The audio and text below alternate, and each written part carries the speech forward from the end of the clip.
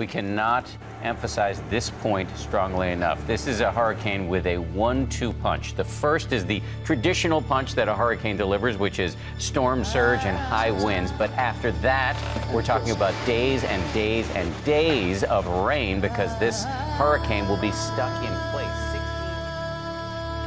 As far as devastation goes, right now we're seeing small bits of roofs come off, some tile come off, street signs coming down, some stop signs. Bodies. This storm is expected to stay over the Texas coast for days, dumping more than 2 feet of rain before moving to Louisiana. We were here.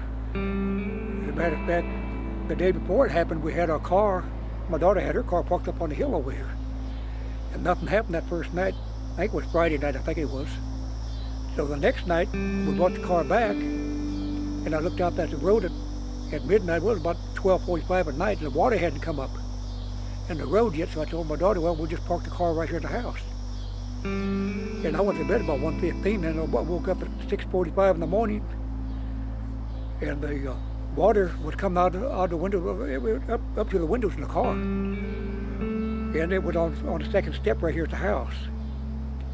It was too late to move the car, and by 9 o'clock I told her we need to get out, and within about half an hour to 45 minutes, the water was already in the house.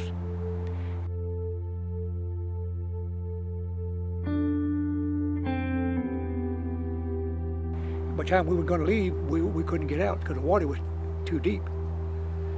And my daughter we didn't have a phone, so my daughter got on a laptop and she called some of her friends at Bend, and they in turn called the Coast Guard, and I forget they called the city of Houston, but they couldn't get hold of anybody yet. And it was about 2 o'clock, 1 o'clock when the neighbor had a boat, and they come over here and they got us out of the house. And by then the water was shoulder high out here. The water got all the way up about 8 foot high in the house. It lacked about 9 inches hitting the ceiling. And we went to a friend's house. We couldn't get out because we didn't have no car, no phone, so we didn't have any way to contact anybody. And we finally come back. That's when we seen all the damage was done. My name is Shauna McGarry, and I'm here with Austin to Houston Harvey Relief, which was the name of the Facebook group I started about 8 days ago, just based on seeing a friend of a friend. You know, someone shared a post saying, here's a kid, his name was Matt Bird, who's going to Houston, just, you know, has to run some relief, you know, and he just wanted to get started. I said, did you start a group? We started a Facebook group, invited a few hundred of my Curvert friends. Within a few days, we're thousands strong, and people are physically coming together. And all the volunteers showed up to help us take everything out of the house. Wasn't for them, we'd be in bad shape. We could have got it out. It'd take us probably a month to get everything out. They done in 2 days what it would take me and my daughter a month to do.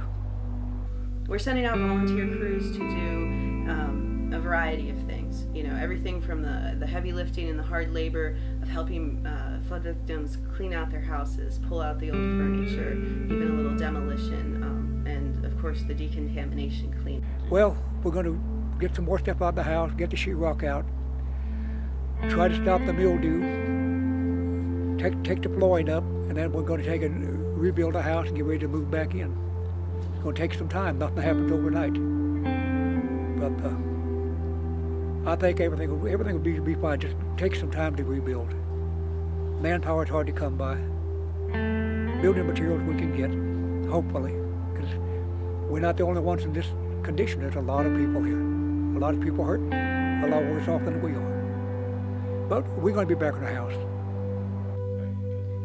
So you can follow our efforts and join us in our Facebook group, Austin to Houston Harvey Relief.